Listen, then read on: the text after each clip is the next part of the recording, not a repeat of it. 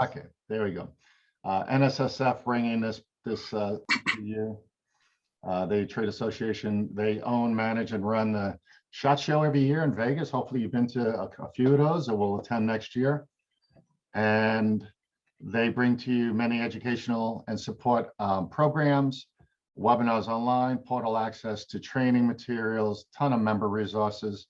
We'll talk more about them at the end. If you want to know more about the National Shooting Sports Foundation, just go to nssf.org. All right. All right, so today's agenda is going to cover a good amount of things that we will be talking about. The ATF update. They're not so active, just so you know. Lots of burglary update information for last year. It was actually a good year. We want to brag about it a little bit. We'll talk about the zero tolerance reality, what we're seeing recently on visits. A lot of questions and issues that are coming our way since our last call. We'd like to share those with you. And just to get it out of the way, we do not have any legislative or congressional updates at all on the legislation behind the arm brace laws and regulations that we've heard are trying to be put into effect, and or the 80% lower ghost gun issues. But we do expect ongoing activity over the next few months because they are poised to be enacted in some shape or form this summer, starting in either June or July, and maybe as late as August. JC, what's the update? I know there was a little update on the arm brace issue, right? Well, the arm brace, they have put the factoring criteria document out there for review. Obviously, it hasn't been put in place yet. There is no regulation as of yet. It is still out on the Federal Register for comments. This is round 2 of comments. So if you want to know what the factoring criteria is, there's very specifics the ATF is looking for relative to firearms with an arm brace or AR platform handguns with an arm brace out there for your review, just to make a determination on your current inventory or firearms that you may have in your possession. So check that out when you get a chance. It's pretty plain English, pretty simple to figure out. So I've taken a look at the form a couple times, and it's not very challenging at all to figure out whether or not you fall into the realm of potentially having a Title II firearm and needing to register that firearm, or if you are in possession of a Title I GCA firearm. So, yeah, no, we already, I mean, even one of our questions this morning was about this 2021 National 5. And again, as we get information, you know, maybe a little in advance through channels, and obviously if you're connected to the NSSF, if you remember, you get their legislative updates as well. Another plug for the NSSF, but we will get you guys updates on anything critical, but definitely cover it each month on this call. So look forward to some activity in April and May. I mean, they're nearing the end, so they've got to figure out something and put out some preliminary indication or preview of what the laws are going to be to give everyone, FFLs, time to catch up with the requirements. All right, now big session today is obviously the ATF is not your friend. Don't get revoked. We are seeing more and more activities. We'll show you in just a minute. Today we'll review the top 4 must-dos every FFL must have in place. JC and I do visit gun dealers weekly. You know, now we're double teaming it. We're doubling up on visits just because of your needs and your requests, and training opportunities that you think you have on site. So we're bringing a lot of information to you. Give us a few minutes to get there. The check it once, check it twice, check it 3 times program. You're going to hear us talking about that day in and day out, no matter where we go, who we visit, or how many videos they've watched from us. We are finding gaps in the process at FFLs and checking these forms before firearms get transferred and before the forms get filed. We'll give you some tools to work with your team on that this month. Give you our ATF visit prep cheat sheet. Talk about next training days, which are coming to a town near you. Stay tuned for the schedule. We are starting in Texas next week in Fort Worth. JC and I are traveling with the ATF and FBI and doing these training days around the country. If you haven't seen the notes, just stay tuned. We're going to tell you how to sign up for free to these 4-hour sessions that are great for every FFL employee, new and old. And then we're going to finally talk about the program we're getting a lot of calls about because we talk about visits all the time. We're going to talk about the NSSF Legal Defense Fund and Premium Membership Program and give you the details at the end. So just so we don't have to keep sending out emails on that. Okay. All right, JC, let me start with this, kick in where you want to. Sure. Yep. Well, here's the ATF inspection results for February. Now, these are closed or completed inspections that the ATF has published in February. And these, again, were activities that started months ago. These are, but they finalized in February with either good results for their inspection. Again, these inspections could have been maybe October, November, December, January. Or they resulted in a warning conference, or they resulted in a revocation, notice to revoke. Now, these aren't preliminary. These aren't the issues we're going through. The activities now to ask for hearings and informal hearings and rebuttals and action plans to argue maybe a revocation. There's a lot of those in play. John, I think you said 30. I lost count. Is it 13 we're working on? We're at 13. 3 or 4 of them are pre-notice, so they haven't gotten their notice of revocation, but because of our relationship with certain individuals, we were able to figure out, okay, what direction is this thing going, so we can get ready for it ahead of time. Yeah, and even before I dive into this, we're going to tell you right up front here, we are not having great success in reversing warnings. Warning's a warning. I mean, it's not going to. You're going to have your warning one way or another. You're not going to eliminate the warning notification. A warning is a result of an inspection. But the revocation issue is we're not having great success in arguing or diminishing those or minimizing the impact. The revocation is moving to revocation. There's an entire legal process, very strict on this. If you get a notice to revoke. So our goal now is not to be on your side and arguing the revocation notices, but to prevent you from ever getting there. Again, all this information is preventative and proactive to make sure you have the best programs in place to pass your next inspection, not to get revoked and argue it and try to reverse it, but to actually prevent that from occurring in the first place. So looking at the chart by city, we've kind of color-coded this. We'll update each month. We'll bring it to you. The green is kind of showing those states where we have less than 25 or less inspections in the recent month finalized. Yellow is cautionary, that's 25 to 50, and then red is 50 or more visits. So if you're in Texas and you have the most FFLs, so that makes sense. You are receiving the most inspections. But then we have Columbus and Kansas City. You guys are very active if you're subject to inspection by those offices. They are out and about. And some of the states on here with very low numbers are typically very highly controlled state regulations. New York, New Jersey. I mean, it's almost impossible to sell a gun, first of all, in those states, but the requirements and the scrutiny is intense to be a gun dealer in certain states, so they'll have less ATF inspections. The columns I want to draw your attention to are the total inspections resulting in warning conferences. You can see which states are actually pushing through in this regard, where you have to worry a little bit. Look at those year-to-date numbers, and then the total revocations. Again, the revocations are creeping up on us. You'll definitely see more finalized revocations because it is a longer process, a judicial process, and an ATF administrative process. So they don't move very fast, but like I said, we know there's many in process right now that'll start to hit this chart as we move through the months. Year to date, we've had 1,007 inspections. That's a lot out there. So put in do me a favor in the chat room, just go ahead and put a yes if you've been inspected in January or February. Just start putting yeses, just so we can see how many of folks have been inspected. It'd be a good indicator for us. We always ask that as viewers and part of our audience, drop us a little email. Just drop us a note to info@fflconsultants.com and let us know when you do get inspected so we can start to see what the frequency is in what area you're in.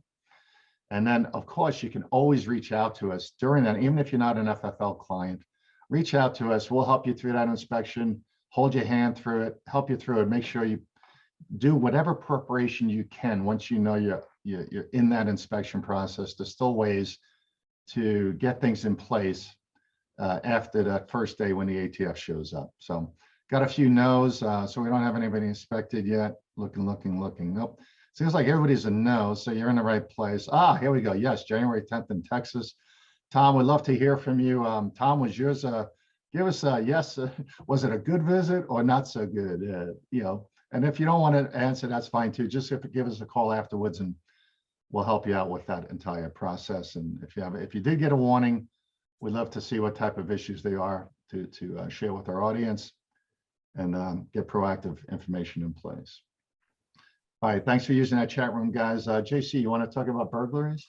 Yeah, let's talk about burglaries real quick. So obviously we saw a spike in 2020 with all of the mayhem that was going on in cities around the country. Over the years from 2017, which we're the architects behind a program called Operation Secure Store, which is a cooperative effort between the National Shooting Sports Foundation and the ATF.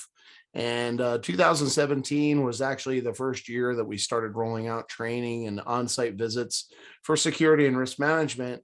And as the years went on, we saw pretty significant declines as FFLs were beginning to roll out and implement different programs and strategies to combat burglaries and robberies at their locations. Unfortunately, 2020 came the pandemic, and that brought with it a lot of rioting, looting, and things of that nature. And FFLs were definitely a target. So we saw a bit of a spike there. I mean, it was close to a 50% increase.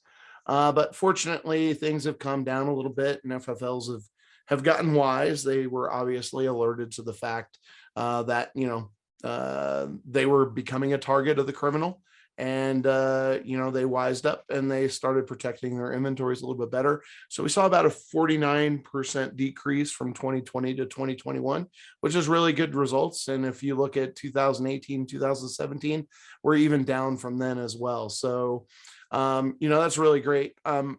As it relates to robberies, I always kind of laugh at this slide and make a joke about it. There were 21 people that were dumb enough to try to rob a gun store. And there were actually 21 people that got away with it in some way, shape, or form. So, shame on them. You're not the smartest person in the world if you're going to walk in and rob a gun store, but there were a few situations. But we've gotten that number down too. So it's just really good for you to make sure that you have programs and practices and plans in place in the event any of these situations occur, and that you're communicating with your local law enforcement, because they're going to be the first ones on scene. Go ahead and go to the next slide. This slide just demonstrates the number of firearms that were stolen during burglaries and robberies. And as you can see, pretty significant decrease, which is good. Obviously, we still have about 3,000 firearms getting out there and being trafficked, 3,000 stolen firearms. So, we need to be wise to this. And the fact that, we as federal firearms licensees have a responsibility to public safety. It's something that we more or less preach at the various seminars that we teach around the country is take responsibility to protect your inventories. First of all, you're not going to get your money back for these guns from your insurance providers. You're going to get pennies on the dollars. And then you're also going to be out of stock and out of inventory. So you can't service your customers. I'd much rather have you have those firearms in stock and on the shelf and ready to be sold to a good person, somebody that's going to pay you money to make a profit, than them being stolen and out on the street and impacting public safety. So we did see a significant decrease. We obviously saw that uptick in 2020, but we're back down again, which is really good. We want to see that number continue to decline. So please reach out to us if you want strategies around how to better protect your inventory. We've been doing this a long time. We've got some great solutions out there to help you protect the assets of your business. So. Yeah, somebody asked on an earlier session today, if this is so good, why is the ATF, doing what they're doing? And that was a great question. JC, how would you answer that? Here's the deal. I know that there's a lot of concern in the industry right now with the ATF's focus on FFLs and compliance. And this is what I would tell you. This is not the ATF. This is the DOJ and Biden. The president has pushed down basically a policy change to the Department of Justice, which governs what the ATF does. And unfortunately, the ATF has to do what they're told. They have a job to do too. They're not there to be your friends. They are a regulatory agency. So as well as a criminal enforcement agency. So keep that in mind. The more responsibility that we take as individual FFLs, the better off we will be as an industry. So just keep that in mind. We're trying to influence change, but at the same time, we have to take a little bit of responsibility ourselves. Yep. Yeah, and if you're in these top 10 states, I mean, again, we have lots of tools and things available to you. The NSSF has created. We design we're architects behind the Operation Secure Store program for the NSSF. So we have these tools available to you if you're new or remodeling or upgrading your security where you are. Or if there was a burglary down the block or at a neighboring FFL, give us a call anytime. We'll send all that information right out to you, how you can do a self-assessment and make sure you're secured against becoming the next victim of FFL crime. And again, these states, Texas, the most gun dealers in America reside and work in Texas. So California is number 2 and Florida is number 3. So Florida had a real bad issue last year, but actually 2 years ago. They've done a lot of work, the ATF, NSSF, us. We've all been out there securing, and the ATF, I want to say, doing a great job on law enforcement, battling crime on the streets, gun-related crime. So certain states are being proactive, and certain states are just still experiencing, a high rate of burglaries. But if you need any information, please just reach out to us, and we'll make that available to you. All right. So the zero tolerance policy, not to beat a dead horse, the calls over the last couple of weeks have been interesting regarding zero tolerance. And the primary question is, well, I have this one violation. What does this mean? Zero tolerance means zero. It doesn't mean one tolerance. It means zero tolerance. So keep that in mind when you're doing your internal audits, your internal reviews. When you find a violation, we need to get that addressed. Hit the next slide there, JB. So, and that's been the question for the last couple of weeks, and it is a single willful violation. And what is willful? Well, the definition of willful is now changed, and we believe that it includes negligence now. You as an FFL are responsible for conducting transactions properly. And that means completing the 4473 property and the background check properly, etc. So zero means zero. That means even one violation. And, we mentioned it earlier, we have about 13 FFLs that we're supporting right now that were not clients before that unfortunately have gotten a notice of revocation or are preparing to receive a notice of revocation. And a couple of them have received that notice of revocation just because of one single violation. It's not a game. It's not a joke. There's no ambiguity. It's one violation. So keep that in mind. And I know there are people on this call today that have called us and reviewed scenarios with us. And we've been pretty much honest with them and supported them getting whatever that violation is turned around. So that way, if and when they're inspected, hopefully, fingers crossed, we won't have an issue. So next slide.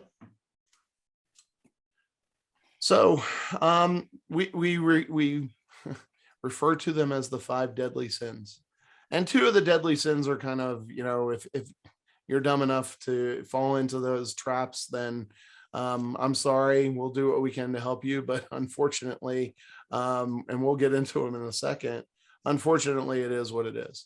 But the top 3 of the 5 really come down to just conducting business the proper way, right?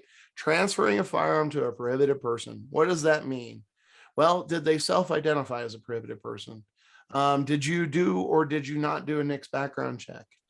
Transferring the firearm to somebody who got it denied on a transaction.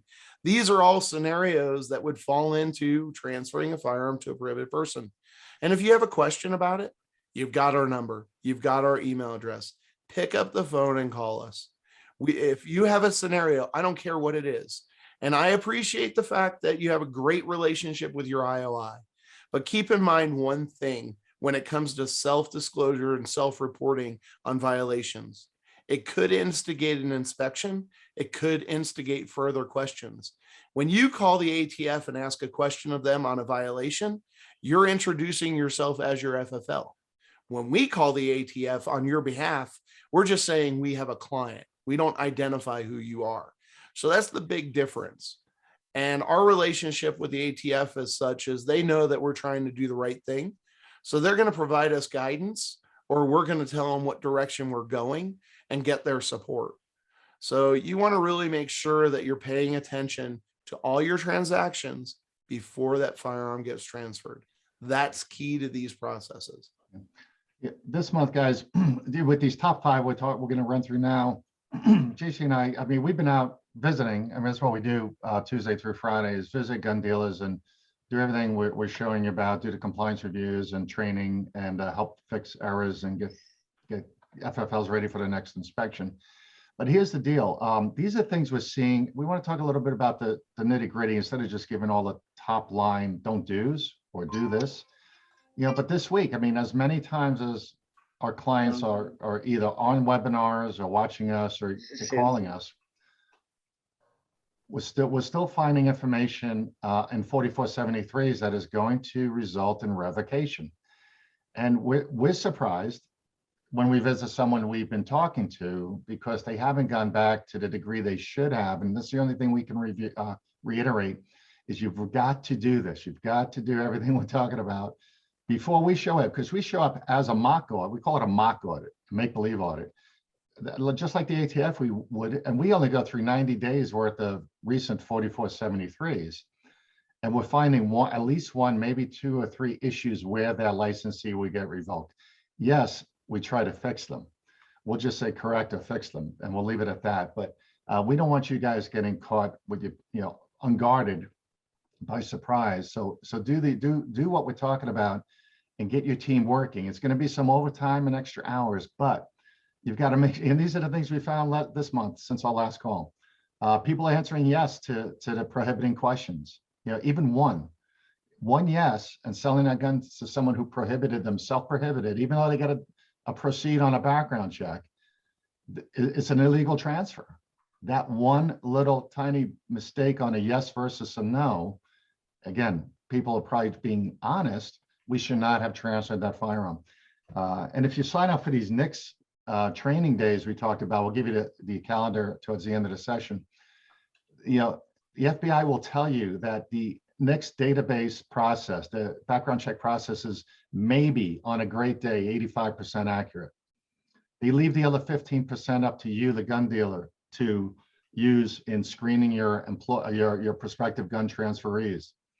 The government will never be 100% accurate. Therefore, the FFL is the first offense in preventing a wrongful transfer. So again, leaving questions unchecked, answering yes to a no question, transferring to a denied person, accidentally transferring a firearm. That happens if you have high volume and someone's just not checking NICS update screens correctly. You can accidentally make a delay into a proceed instead of a denial. Those are the things we are worried about, and we're seeing more and more as we get into more and more dealers. We're actually, I think, double timing the average. We used to do 1 or 2 inspections a week. Now we're doing 3 or 4 inspections a week each, and we're seeing this more and more. And so we're trying to get these issues corrected. All right, number 2, failing to run a required background check. You say, how can I fail to run a background check? Well, it's just not that simple. Here's what we're seeing. We're seeing people run background checks or use the exemption for carry permits. This is a big one lately.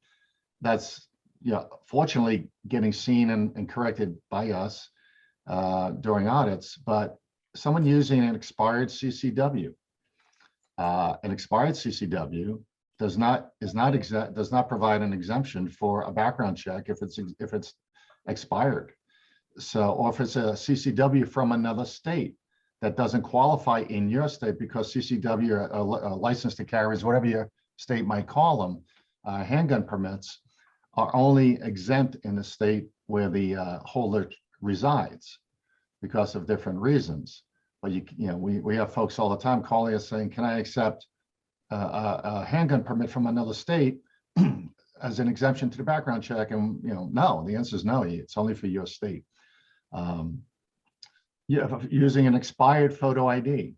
An expired photo ID is like not having a photo ID at all. If you proceed with a background check using an expired photo ID, it's one of those top 5 zero tolerance issues. So again, just some of the things we're still seeing, no matter how many times we talk about it. We talked on the last, we had a session earlier, and we're talking about IDs or misspelling, right? Misspelling middle names or initial versus a full middle name. Again, if you've got questions on these, drop them in there, and we're going to answer some questions here.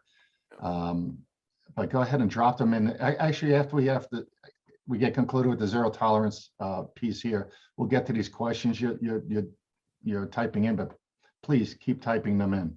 All right. And one other thing on this one, JB, is don't fall into the trap of being one of those FFLs that an out-of-state resident tries to hit and get you to process a transaction for a firearm, because a lot of times either A, they don't know the laws in their own state, or B, they know the law and they're trying to circumvent the law. We've had it happen over the last 4 weeks. I've gotten so many phone calls about out-of-state residents attempting to purchase prohibited firearms in their state. So that's the other thing that you need to be aware of. There are prohibited firearms in certain states that you cannot legally purchase at home. So they attempt to get an FFL out of state to transfer them that firearm. So be aware of that. Don't be a target to these folks that are trying to acquire firearms that they can't legally have in their home state. So yeah, and it's just not firearms, right? It's the bans, the magazine bans. Oh yeah, absolutely. Yeah, just so you guys know, and this happens with long guns all the time. If you're selling, and here's my red flag: if you're selling an AR to an out-of-state resident and you don't know the other states' detailed legislation, give us a call. We deal with that's probably the number 1 question we get every week. We'll call them the controversial firearms: AR platform, tactical firearms, handguns, high capacity magazines, things like that. Those are the things you have to look out for. Yeah, and there are states where you have to pre-register, get pre-approval to buy an AR, or pre-register it with the serial number before it's approved by the state police. It's weird stuff. So if it's this one's a doozy. If it's out of state, an AR, you're not familiar with it, just give us a call. Yep. Great point, Jason. All right. Take this one, John. Yeah, so falsifying any records. I've caught it before, and IOIs are smart enough to catch it as well. A customer forgets to fill out a section or a portion of the 4473, or even just one transaction, and the employee fills it in for them. Under no circumstances are you to add anything to a 4473 that is not within your purview. That means that Section A is yours, Section C is yours, Section B is the customer's. So you want to make sure that your employees are well aware of the fact they can't help, they can't coach, and they can definitely not complete any sections that do not belong to them or that do not belong to the FFL itself. Make sure that Section A is done first. This is one of the primary reasons the 4473 changed back, 2 years ago now. You want to make sure that firearm information is input into Section A prior to the customer getting that 4473 and beginning to fill it out. Because if you read their section, they are certifying that the firearms listed on this form are the ones that they are purchasing. It also shows genuine intent. You don't know how many times I walk into FFLs and a customer will actually walk up to the counter and say, I don't know what gun I want yet. I just want to see if I can pass a background check. Absolutely not. They have to have a genuine interest and genuine intent to purchase a firearm. And that's the entire reason Section A is there. Make sure that if you're doing these reviews after the fact, that you have a very stable process in place that shows your corporate responsibility, and that's making photocopies of any errors that need to be corrected. You make a photocopy of that page and you make the corrections on a photocopy. This is big, and they're looking for it. So you want to be really, really careful in making corrections and ensuring that you are not falsifying any records related to the firearm transaction. Yeah, JC Myra's asking, can you elaborate on errors included, even if corrected? Examples, please. But and also let's talk about initials and date. Sure, absolutely. So error corrections on a photocopy could be anything. What do we see? We see country. They put in country instead of the county. For place of birth, it's supposed to be city and state, and the city has to be fully spelled out. Sometimes they only put city, sometimes they only put state. Sometimes they put city in the block for place of birth for city and state, and then they put the state in the foreign country box. Maybe they made an error on the certification where they put their date of birth for the certification date. These are different common errors that we see that nobody catches at the time of the transfer. They're catching it on the third review before the form's being filed. So those scenarios are all scenarios. Once that form is signed and an NTN number or a control number has been issued by the state, that form is dead. Any corrections you make after the fact need to be done on a photocopy of the page, initial and date on the current date whenever you're making the corrections.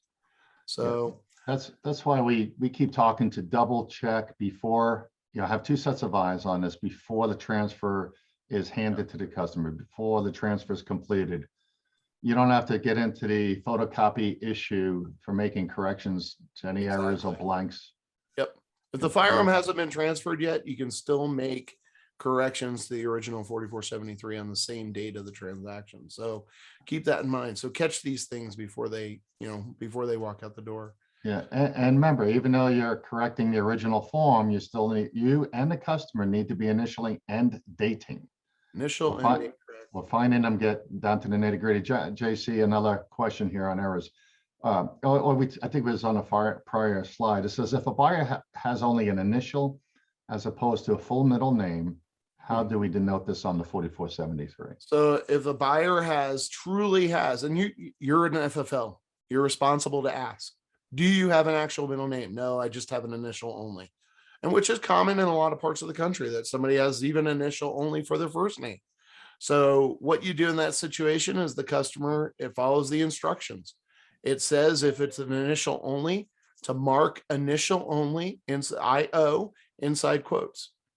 That's that simple. Open quote, IO, close quote.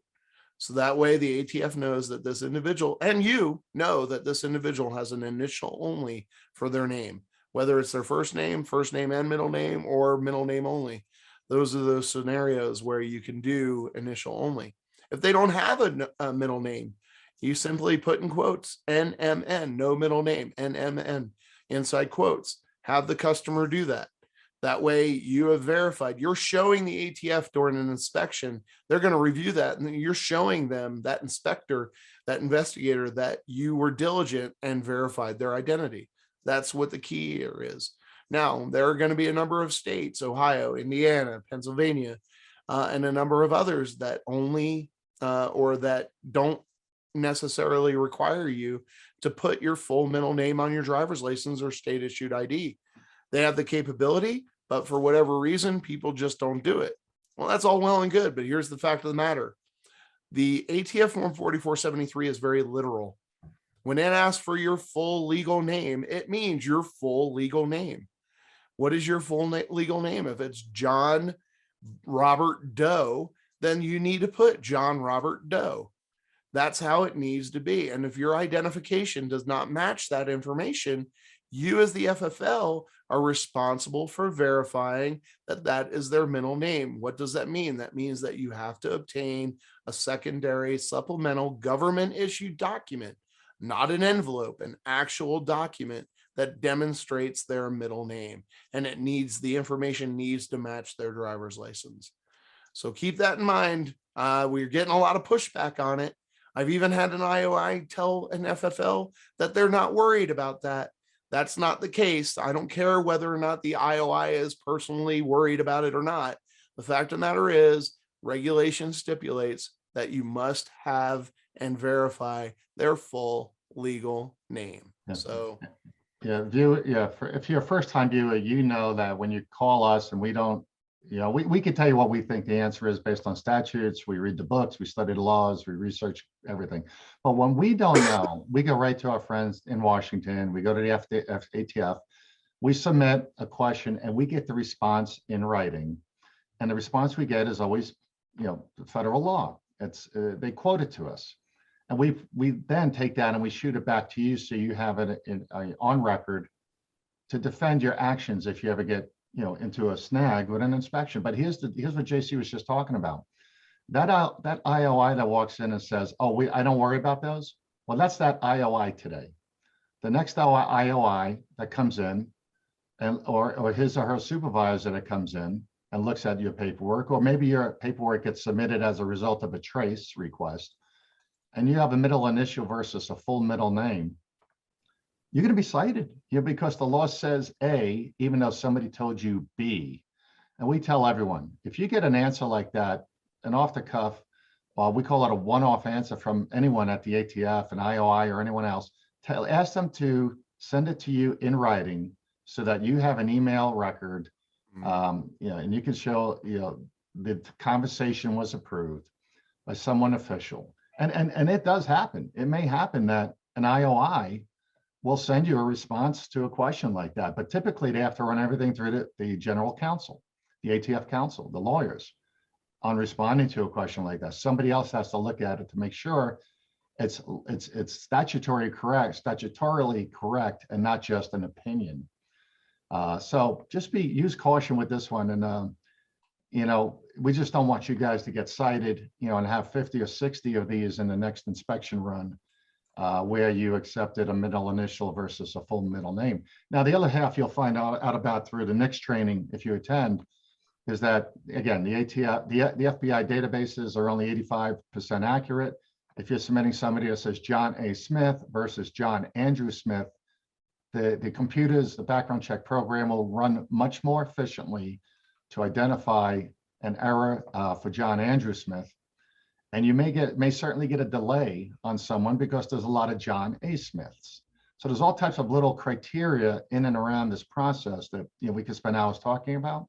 But the bottom line is this middle name thing is getting ugly. People don't want to get their licenses changed. They don't want to go back to DMV. They say you're the only one giving them stink about it. But it's your FFL. It's not theirs, and we don't want you to jeopardize your license. Pounding that one home because we had a lot of that just in the last couple of weeks visiting gun dealers. JC, here's a question: how do you fix? And I think we talked about this, so it's coming up here. How do you fix the CCW or CHL from out of state that occurred 2 months ago? Reach out to us and give us a call. We have a whole process for that, and it isn't pretty, but it works. The reason I say reach out to us is probably because we have a member or an FFL that we support in that local market that we can actually coordinate and support you in recovering that firearm.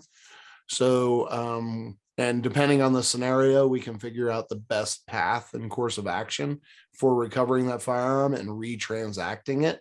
So that way, the customer gets their gun back, but gets it back legitimately. If you've transferred a firearm to an out-of-state resident and utilize their concealed carry permit out of state as a NICS exemption, that is a revocable violation. So we need to get that fixed as soon as possible. But it's all about recovering the firearm and documenting it properly. JC, I know we've had this question a lot. So here's the question. I like when you answer questions, I ask questions. So here's a question. It says, my understanding is the wrong address on a CCW makes the CCW invalid. CCW, CHL license. Yeah. Is that true or not? Yes. By state laws, right? You are an FFL and you are responsible for following both federal, state, and local laws, right? So we do have clients that make their customers go and renew their driver's licenses if it does not have the correct address on it. According to most state laws, you have 30, 45, 90 days in some cases to update your information on your driver's license. So John, no, this is in reference to a CCL. yeah, the same holds true. You got to check your local state laws and published ordinances to determine whether or not they have a provision within that ordinance that states whether or not it's legitimate. If they have a clause in there within the regulation or within the ordinance that states if you change your address, you have 30 days to update it, then you have your answer. The same holds true. I was talking about licenses as well. The same holds true for driver's licenses. If there's a specification that basically identifies that it has to be updated, then yes, by all means, that means it has to be updated. Okay, cool. All right, let's move to the next slide. Yep. All right. Failing to respond to an ATF tracing request. This one's kind of a no-brainer, guys. You must respond. Again, this is one of the zero tolerance issues. And what's the limitation? Same day is, we used to say same day, next day. Now we're saying same day. We say stop, drop, and roll, stop the presses. If you get a trace request, go pull the information, find the 4473. I have one FFL says we do it right on the phone. We don't even let them get off the phone anymore. We give it to them right there and then. It's easy for us to retrieve. So anyway, that's one way to do it. But if you have to call back and find your paperwork, make sure you're doing it before the end of the day. And at the latest, the next day, you have 24 hours to respond to a trace request.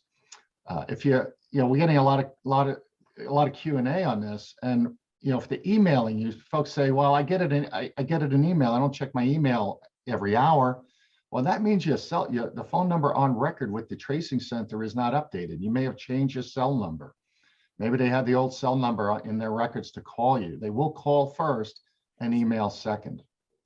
So there's the number for the tracing center, 800-788-7133. If you want to just check to make sure they have the right information on file, give them a call. Again, keep track of everything you're sending them, who you talk to, when you responded to the trace, because it's very easy for the ATF to walk in and say, you never responded to a trace. We've had that happen, and we don't want you getting caught up in that trap. So who'd you respond to? Maybe you emailed it and copied yourself. You kept fax confirmation if you're still unfortunately using a fax machine. And if you talk to somebody on the phone, make sure you're getting dates, times, and names. Who'd you talk to at what time? And put a little sticky note in that 4473 in case it ever comes up on a future inspection. And if you can't locate that 4473, give us a ring. We'll help you through that. Okay. Yep. All right, and refusing to permit ATF into an inspection. This is kind of weird. We've only heard of this happening once in the last couple of years. But when, John, if they show up, are they telling you? They're usually not telling you, right? Yeah, typically they're not going to let you know. The vast majority of inspections that we see, they'll come in, on a Monday, or they'll come in on a Friday and say, hey, we're going to be here on Monday. So they may give you a little bit of heads up. Usually it'll only be a day. But if you're an outlier, if you're, a few hours from a field office, they want to make sure that you're going to be there. They don't want to waste a trip. So they may call you and say, hey, we're going to be there next week. And just to make sure that you're going to be there and that the shop's going to be open, etc. So, but atypically you're going to be close enough to a field office that they're just going to show up, and either they're going to show up the day of or the day prior and go ahead and start the process of an inspection. Now, keep in mind, they're only by regulation, they can only conduct an inspection once every 12 months. So unless there's some extenuating circumstances, i.e. a criminal investigation or something like that. So you just want to be aware of that. And they're going to go through the last 12 months of 4473s, and they're going to do a steel inventory, etc. So depending on how many transactions you've conducted and how big your inventory is, will determine how many ATF folks get there and do the inspection and how long it will last. Yep. And the other thing is never release the original documents to any ATF inspector or IOI visiting your location. You are the custodian of those records for the life of those records. Denials and cancels or anything with an NTN number on it for 5 years. And obviously everything else for at least 20 years, all processed transactions. And we had an IOI, we had a client call and say the IOI wanted to take the 4473s back to their hotel room to do the inspection and to expedite it. And the answer was no, they're not allowed to do that. They're not allowed to remove your records from your premise, your licensed premises. And who knows what they do with those records after they leave, and who knows if they all come back. And you don't want to get into that situation. And as soon as we asked to talk to that IOI, we asked to talk to the client wanted us to talk to the IOI. And as soon as we volunteered to do that, the IOI changed her mind about removing those records from the location. So again, got questions, give us a ring.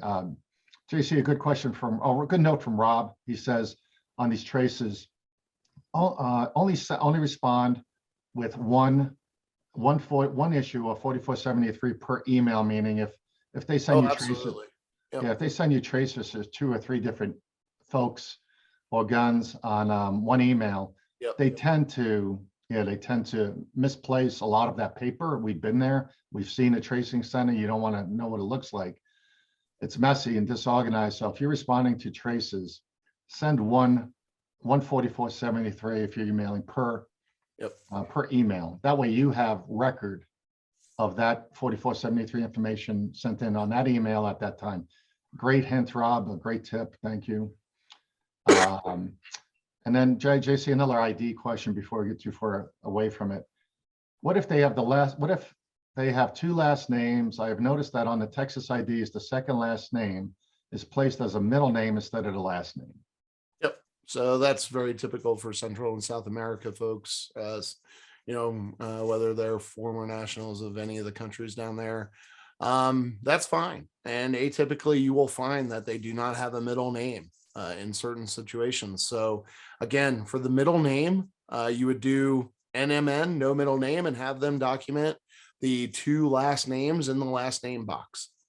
That's where that information is supposed to go. So, but John, they're saying that and I've seen this too. The DMV splits their last name, hyphenated last name.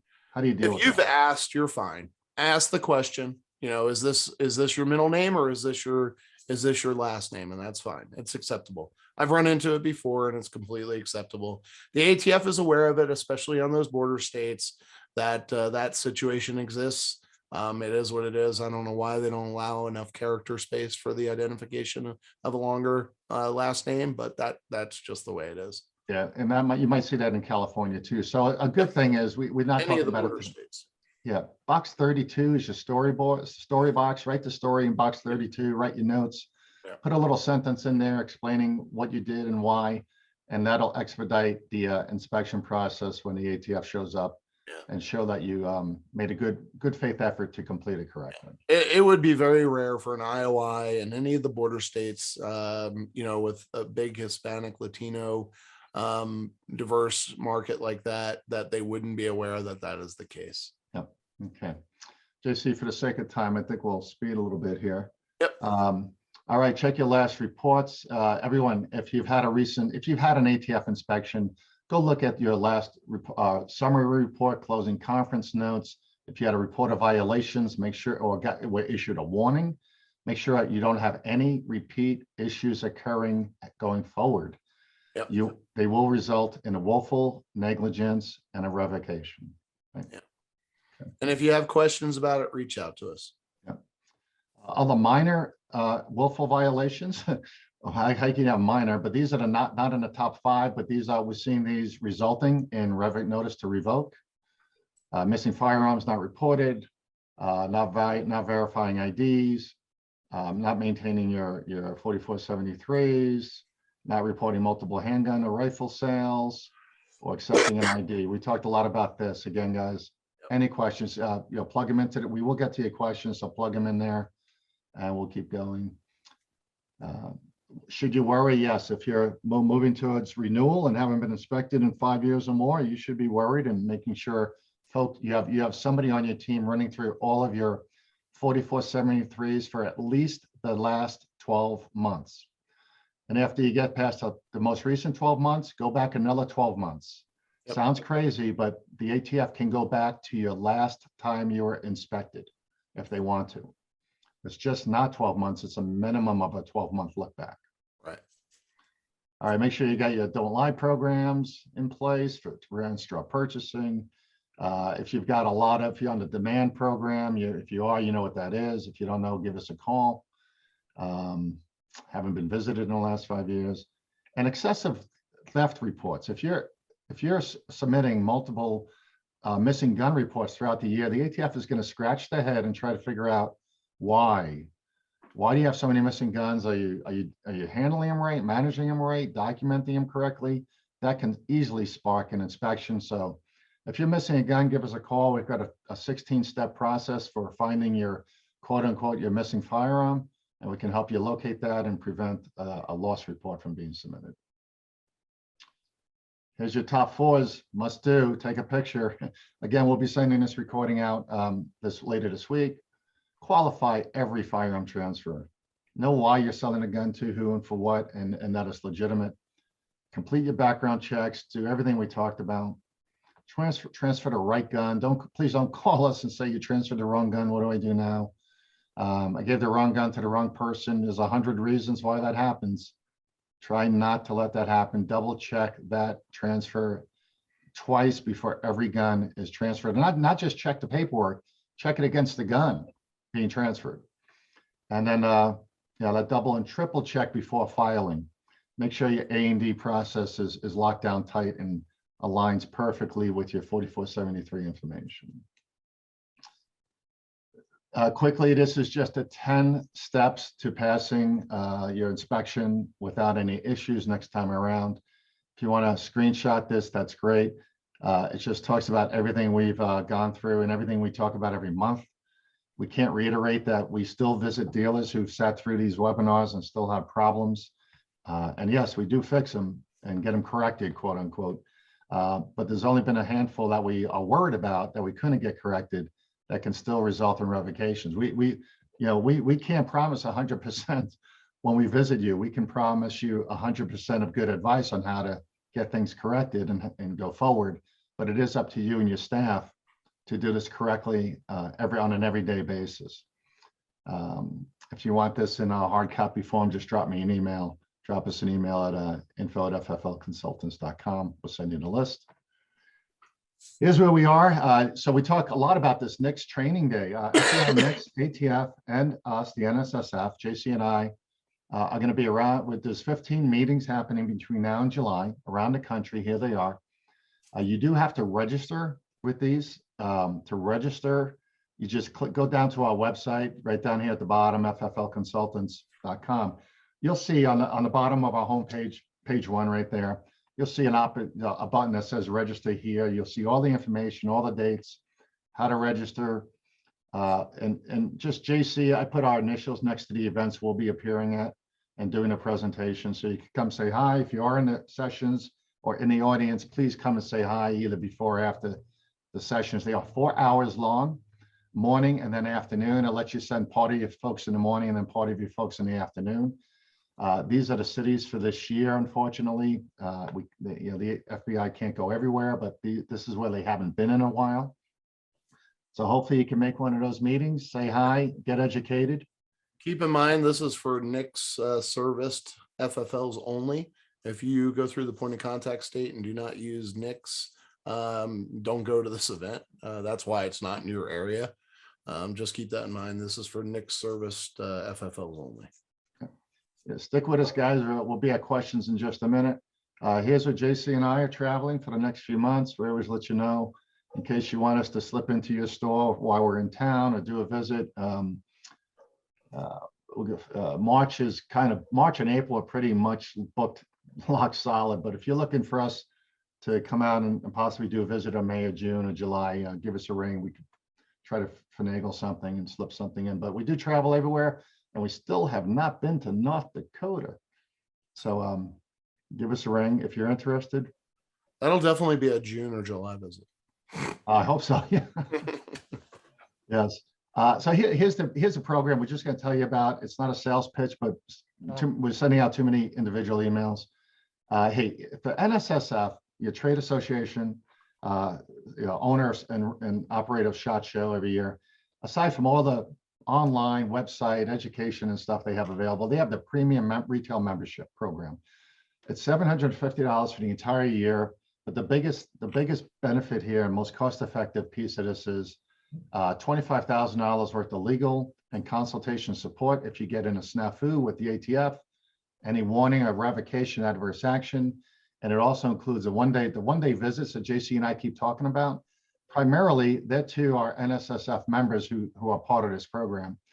And a $750 includes everything. You get us for a day, 24/7 support, all the membership, yeah, all the membership opportunities, all the other membership benefits. If you want to know more about it, just give us a call. We'll send you the membership brochure and something to consider. We just had one client sign up, believe it or not, all 10 of their locations for the next year, just to see how they go, get up to snuff. And if they get through the next year, they can reassess if they move forward with it, but it is $750 per year per licensed location. Okay. All right, JC, we got some questions here. We're right under the hour here, so let me, right at the hour. Pull the trigger, let's go. All right, ready? Yep. Lightning round. Right. The 12 months expiration is, the 12-month, is that from the date they started or when they finished? That's talking about ATF inspections. Yes, 12 months is the date they start. Yeah. That is correct. If somebody says, looks like the sound went off. If you guys can still hear me, just give me a yes. I can still hear you, John. Okay, great. There's quite a few people that said that they can hear us just fine. So okay, great. Okay. Do they come back in 12 months? When do they do a re-inspection? So re-inspections atypically occur if you were in some sort of adverse action, either a warning letter or warning conference. If you received a warning letter or warning conference, you will be re-inspected between 12 and 18 months. That is a requirement by regulation that they come back in. Okay. And John, we're going to just go through these fast. I'm a small-time FFL dealer who just handles transfers part-time. I do everything on paper forms, nothing computerized, but I keep my invoices, transfer paperwork, copies of FFLs on transfers. I keep, and copies of IDs. I keep everything included with the 4473 in my file. Is that a good practice? Not a good practice? Does it cause IOIs to nitpick on the attached documents? Not a good process. And yes, it can cause a situation that they'll nitpick you. Our recommendation is not to, not keep that information, but to keep it in a completely separate filing system by month. File it the same way you file your 4473s, but in a separate filing system.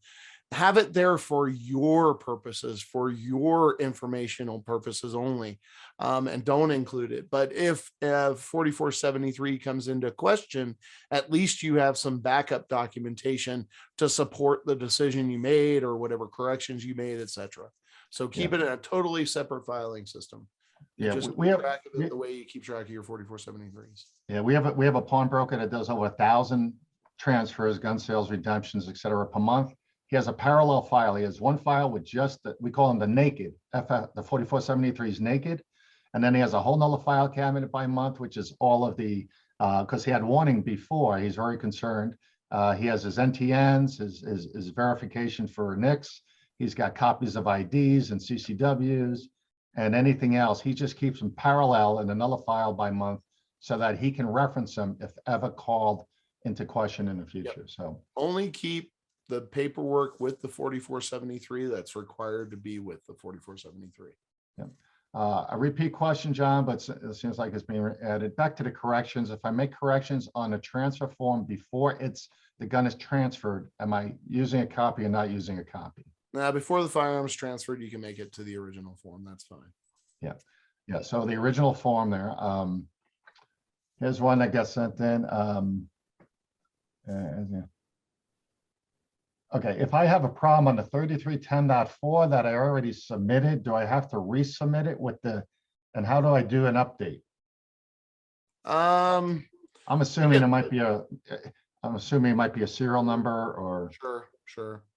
You can either resubmit 3310.4 and do it via email and just call it out that this was from a previously submitted ATF form 3310.4 or 3310.12 and just call it out. Just say, hey, I'm just making a correction. That's fine.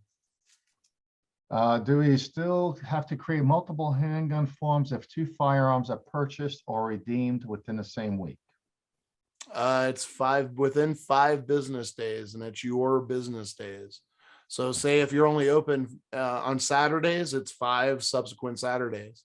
So it's multiple sale of a rifle meeting the specifications for the 3310.12, and the 3310.4 is specific to handguns. So it's 5 business days.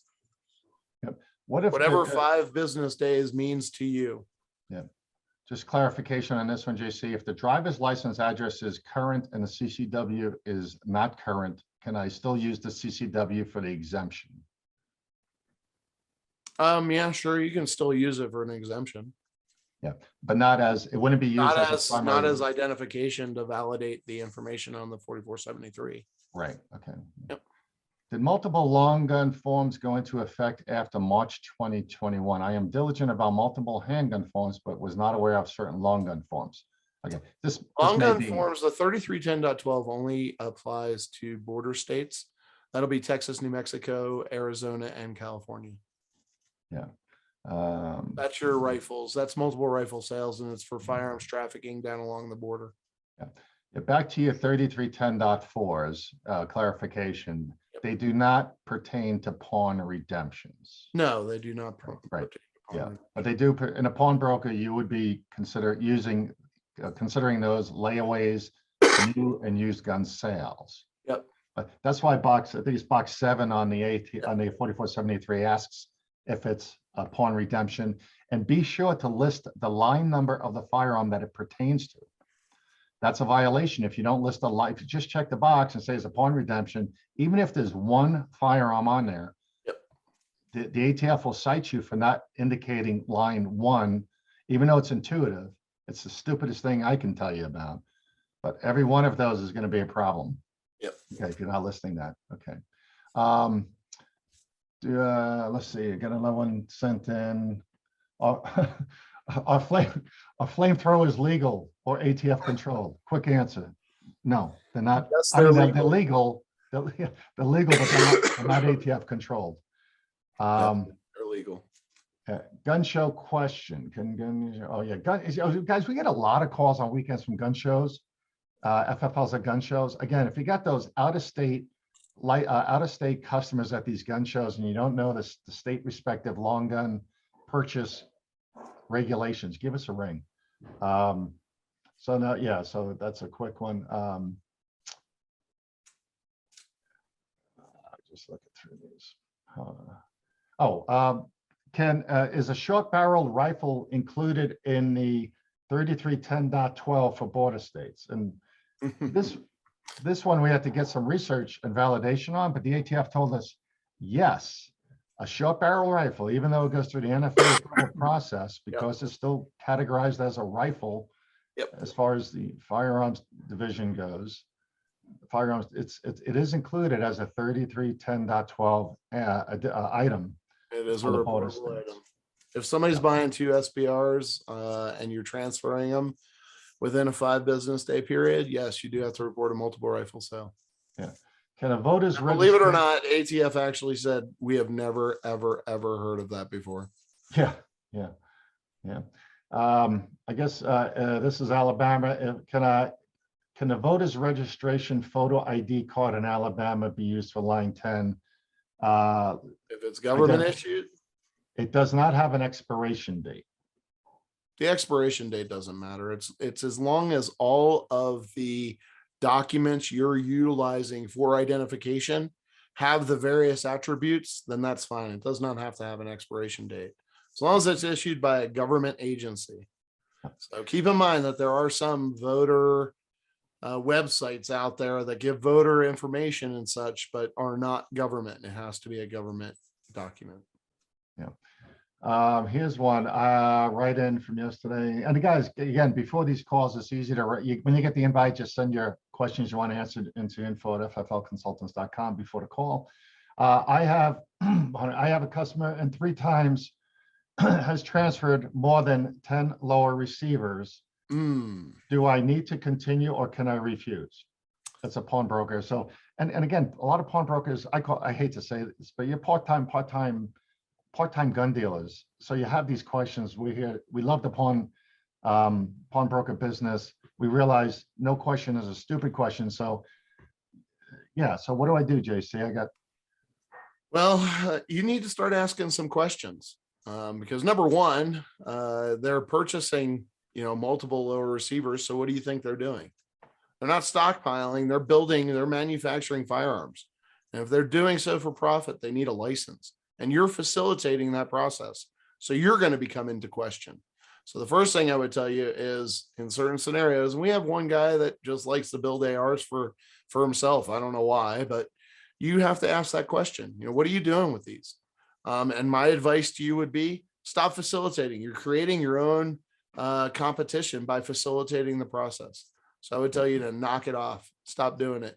And I would even go as far as, we've had an FFL that called us up and said, guess what I just got? I just got 40 lower receivers, and he didn't give me the whole story. So I said, oh, cool. So supply chains are opening up a little bit and you're getting product in. He goes, no, you don't understand. They were transferred in for somebody else. I was like, well, that's nice. You're not selling them to him.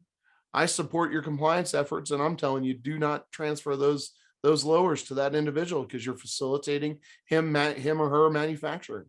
And I would do the same with you. I would tell you, don't transfer them. Either ship them back or notify the ATF. Absolutely. Or reach out to us and we'll happily facilitate that phone call. Yeah. We'll just get two more questions as it's quarter after the hour. In Columbia, Illinois, do we need to do multiple file on 3310.12 multiple file long guns? You are not a border state to Mexico. You do not have to do the 3310.12. Yeah, that's a border states on the south along Mexico. Is Yep. not the north. Yeah, they don't care if ARs go to Canada. Yep.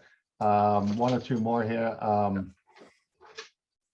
How do we fix I think whoever, I think you're on the call listening to this one. How do you fix the 4473 for a transfer completed after 30-day NICS expiration? Just give us a call.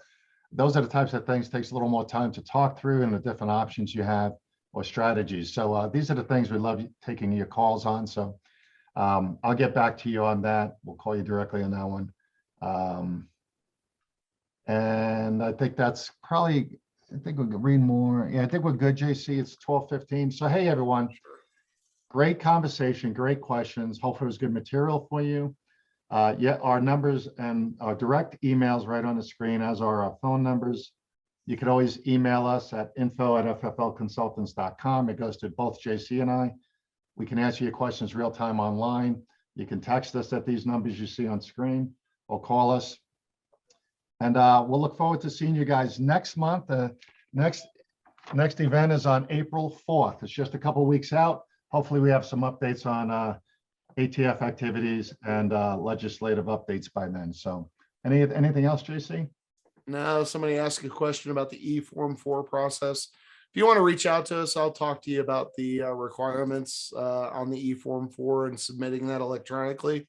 There's a few providers out there that are offering the solution for the electronic fingerprint capture. And some folks have found some free solutions for the passport photo quality photo that needs to be submitted as well. I'll tell you, it's not cheap, but it's a quick turnaround on a Form 4.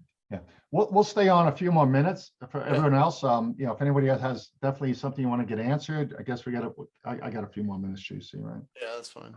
Yeah, thanks everyone, and have a great rest of the month. We'll stay on for anybody else who needs a question answered. All right.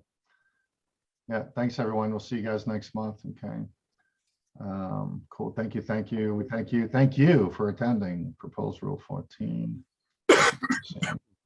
It's just so many of these little things, JC. I'm just, yep. Yeah, I wish we could write an email directly to every FFL out there, but I'd I'll never make get up from my desk.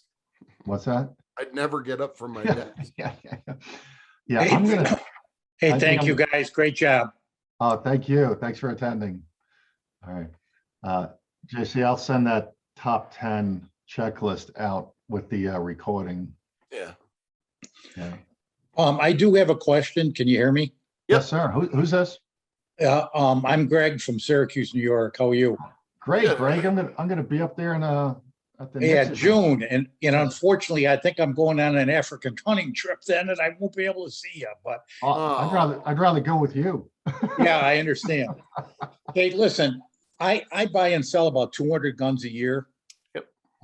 So I'm not a big guy, but I'm all paper. Mhm. And what were you guys saying that being all paper is not good again? For the volume that you're doing, all paper's fine. We Okay. just kind of, especially for the larger shops, recommend going down an electronic path. Just Okay. because the electronic 4473 is a great example. Most of the solutions that are out there that provide electronic 4473s, they have stopgap measures, which don't Okay. permit a firearm to be transferred if somebody self-identifies as a private person or certain information within the 4473 is missing. They won't allow that transaction to occur until whatever is needed to be fixed is fixed. And it's cleaner, it's easier. Yep. For inspections, it just makes life a little bit smoother. But for Okay. you, that's you're transacting a couple hundred guns a year, it's not bad. Then you start getting into misspellings. You also get into unreadable handwriting, things like that. Yes. So Yeah, I yeah. get it. Yeah. Okay, one other thing. Sure. I sell some guns online through Guns International and stuff. Mhm. I just keep a copy of the FFLs. Yep. That come in and I send them to the FFLs and I'm good to go. Is that okay? Yeah, what I recommend in those scenarios is definitely keep a copy of the receiving FFL's Yep. license and file and purge it once a year. And if you're going to Okay. continue to do business with them, reach out to them. I also Yep. recommend printing off the shipping receipt and a confirmation of receipt, because you as the sending FFL have the responsibility of reporting a theft or loss in transit. So you just want to Okay. make sure you have that information on file. Okay.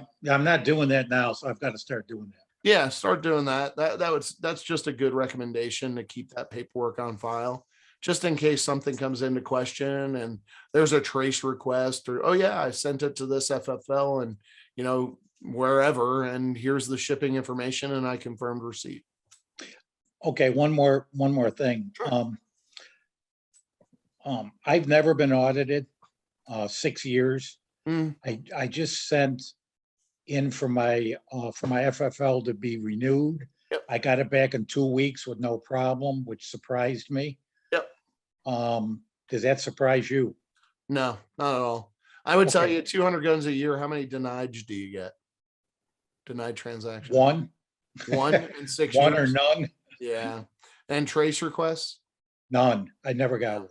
I would tell you this, look, when you look at inspection processes, and there's no real algorithm to this, Right. but you've been open for 6 years, you've been licensed for 6 years. Okay. You're floating to the top, right? You're at that top of the bubble saying, okay, this guy hasn't been inspected in 5-6 years. And then what kind of starts pushing you down that bubble is, okay, he hasn't had that many denieds. We have this many dealers that have that higher a volume of transactions. He hasn't had any trace requests. So it just keeps pushing you down the list as I a got you. non-priority. I got you. So can one happen? Should you be ready for one? Absolutely. Yeah. I mean, you're and right at that mark. So Yeah, I think I'm ready. I mean, I do an inventory every few months and make sure Yeah. everything's kosher. I was a CFO of a pretty good company, so I'm good with that, I think. yeah, a couple hundred firearms a year is barely a blip. Okay, You've thank got you, dealers fellas. I in your appreciate it. immediate- Hey, you got Greg. dealers in your immediate area that are selling thousands of firearms in a month. I know. So Hey, yeah. hey, Greg, since you asked us questions, here's one question for you. I know we try to pack a lot into an hour. Is it good for you? Is it informative? It's awesome. This is my second one and I think it's awesome. Yeah. Great. I'm a small guy, but it's like I'm doing all this stuff on paper and I have to be more careful of what I'm doing. Yeah, just take your time. Firearm transactions take time. Don't rush through it. See, the problem is I'm a gun show guy. You get 3 or 4 people lined up, and it just, it gets ugly, you know what I mean? And Yeah. people are impatient and Mhm. my my wife and I are trying to do this, and it's tough. It's a tough deal. But Sure, absolutely. Well, people have to be patient. Trust me. it's, If they're irritated and walk away, somebody will be right behind them to buy that gun. So don't worry. yeah, no, I agree with you. I Yeah. agree. And Greg, reach out to us if you have questions. Just hit us up at info@fflconsultants.com. Okay. We'll Thanks. be happy to answer any questions you have. I appreciate it. Greg. Excellent. Yeah, JC, Alex called me. He says he couldn't make the call because he did $16,000 in business on Saturday and Sunday. Yeah. I said, so what are you doing right now? He says, I'm entering everything in my A&D. I said, good boy. Yeah, he sold out.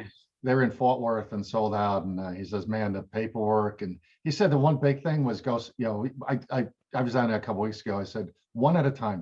Don't try to do 2 transfers at a time. Yeah. At a gun show, you're gonna miss something. And he says that was the best advice. Yeah. Yeah. Unless you got 2 people working behind the table or whatever. Just take your time. Yeah. Does anyone have does anybody have a good, as I'm asking some last minute questions. Does anyone have a good procedure for catching multiple handgun sales done on different days with different sales staff? Ooh.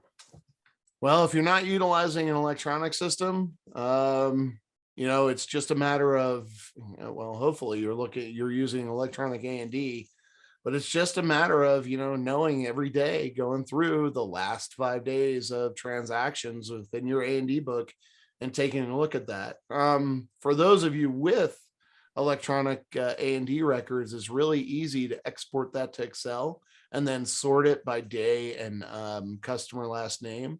It's one of the things that I do when I go out and do a compliance inspection and training visit, is I download their A&D records and do a look and verify that they have 3310.4s or 12s, depending on where it is, to verify that they have the proper information recorded. So, I mean, if you don't have electronic, it's just a matter of going through the last 5 days every day and verifying your A&D records.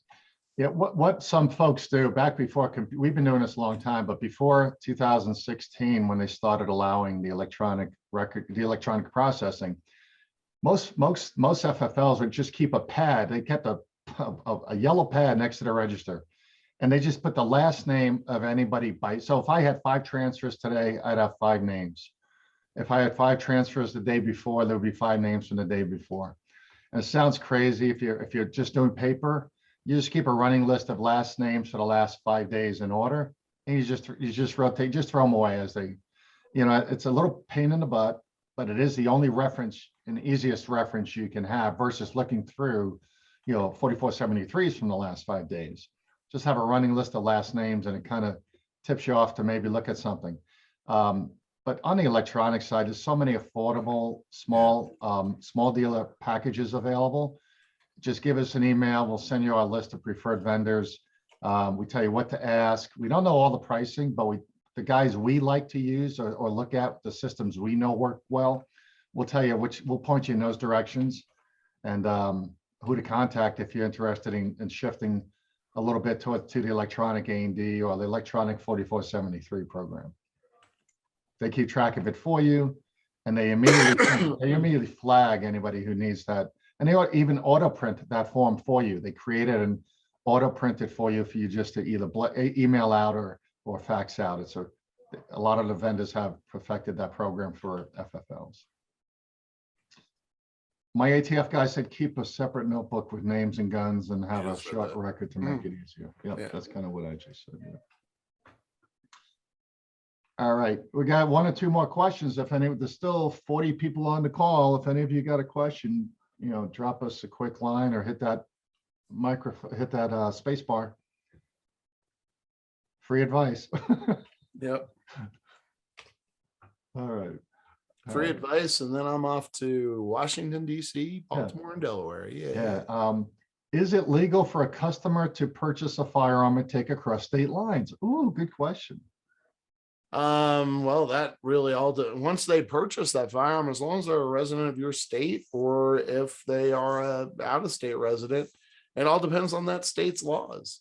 There are specific requirements in some states where they have to report that. So it depends on the situation. Yep. Well, we'd be talking about long guns, first of all, right? Yeah, only long guns can be Yeah, only purchased. long guns. Yeah. But if I'm a resident of Colorado, right? I buy a gun in Colorado and I want to go to Nebraska. It's my responsibility as the owner of that firearm to make sure that the gun that I'm bringing in to that other state is legal. In the case of Nebraska, there are no concerns. But if I were going to New York, or if I was going into Chicago or Massachusetts, there are very specific requirements that me as the person in possession of that firearm has to follow. So Yeah, it I'm would be on the reading it. owner of the firearm. Yeah, I read it a little different, JC, my fault. I read it as if it was an out-of-state resident buying a gun and transporting it back to their Yeah. state. Well, in that case, then you need to make sure that you can even sell them that firearm in the first Right. place. So But the answer would be yes. If they're legal to buy that firearm in your state, Yep. according to their resident state laws as well, they can easily put that in a trunk, unloaded. There's rules for transporting firearms across state lines, and when people are traveling and moving. So there's different laws, but the general answer is yes, as long as the states allow it, right? Like in New Jersey, don't enter New Jersey with a gun if you didn't buy it or register to own it in New Jersey, for example. Yeah. How can I acquire the Don't Lie for the Other Guy material? Hey, that's a great one. Drop us an email. Just drop us an email to info@fflconsultants.com. We'll send you the links to get all that material. It's free from the NSSF. So just drop us, Todd, just drop us a quick email. We'll send that back to you. All right, guys. Well, sounds catch good. us anytime. There's our information, and we'll see you next month. Yeah. All right, John, have a good day. Thanks for joining us, everyone. See you, everyone. Take care.